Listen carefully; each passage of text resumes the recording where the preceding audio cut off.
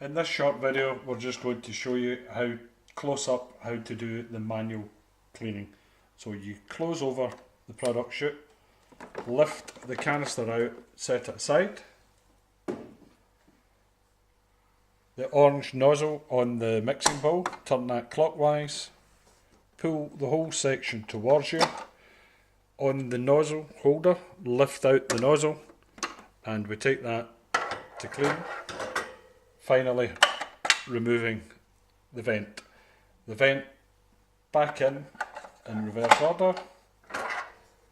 The mixing bowl goes onto the pipe from the boiler, pushes towards the back, turn and lock the orange lever. Finally into the nozzle holder. There is a cradle for it, it sits within. That is just a close-up of the cleaning procedure. You then put the canister back in, always remembering to open the product chute. Thank you once again for visiting coffeeforlife.co.uk.